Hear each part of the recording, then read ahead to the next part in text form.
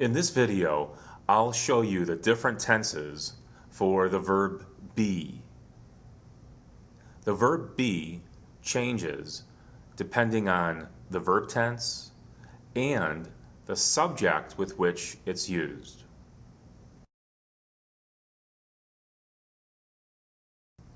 In the present tense, I am, you are, he, she, it is. We are, you are, and they are.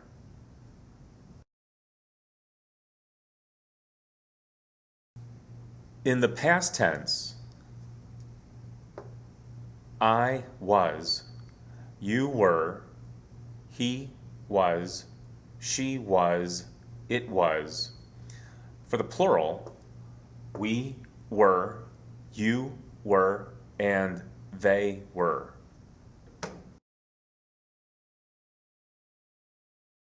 Here's the verb be in the future tense. Using the modal verb will. After a modal, the verb is in the simple form. I will be, you will be, he will be, she will be, it will be, we will be, you will be, they will be. As with other modal verbs, the main verb is in the simple form. So when you use verbs like can, should, must, might, after these modal verbs, then you use the verb be.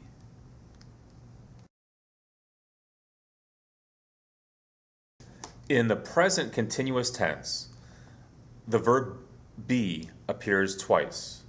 Here, it's the main verb, be, and ing, and it's here also. I am being. You are being. He is being. She is being. It is being. On the plural side, we are being. You are being. They are being.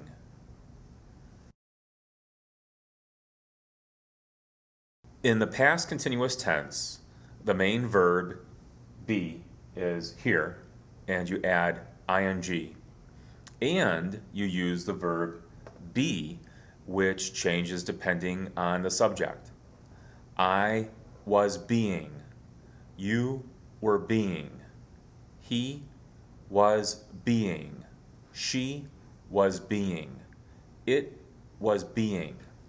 In the plural, we were being. You were being. They were being.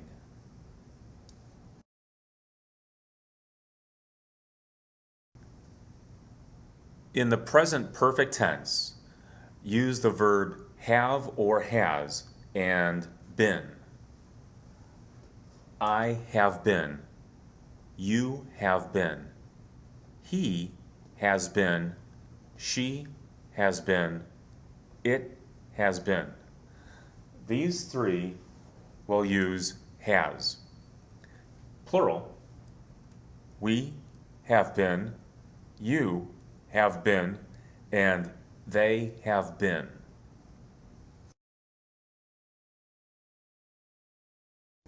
The past perfect tense is a little easier to make. You only use had and been. I had been, you had been, he, she, it had been, we had been, you had been, and they had been.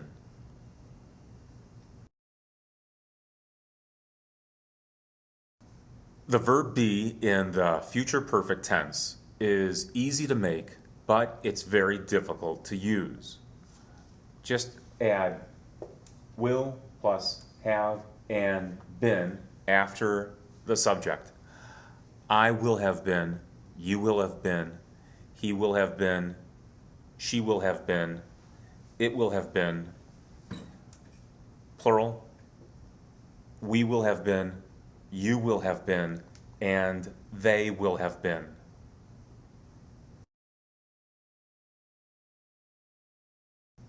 Remember, after a modal verb, the main verb is in the simple form.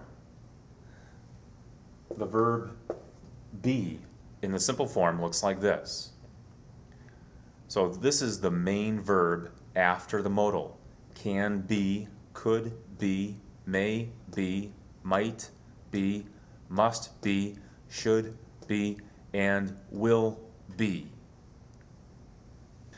To use modal verbs in the past tense with the verb be, you can choose from among these four: could, should, would, or might, and then have and been. Could have been, should have been, would have been, might have been. After idiomatic modal verbs like the verb have to, you use the verb be. Has to be, have to be, will have to be, had to be. This is the future form for have to. This is the past tense form for have to. The idiomatic verb phrase be able to. Here's the verb be. This changes depending on the subject and the tense. Here is the present tense. I am able to, you are able to, he is able to. After these, you use the verb be. These are present tense. In the past tense, I was able to, or you were able to, and then the verb be. This is very common in spoken American English. The going to future, using the verb be, is followed by the main verb be. Am going to be. I am going to be. You are going to be. He, she, it is going to be.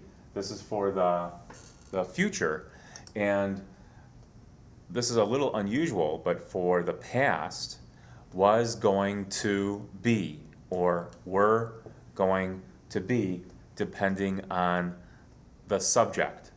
So you have the verb be here and the verb be here also.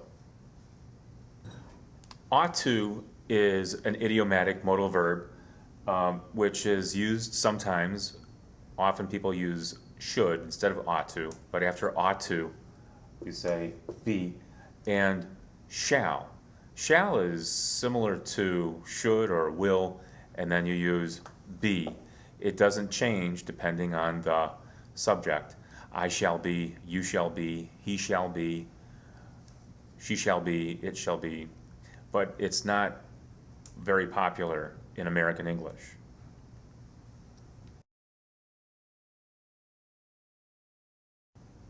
As an infinitive, to be, and as a gerund, it's being. If there's no verb here, that's the verb be in a sentence, then you know it's the gerund form for be.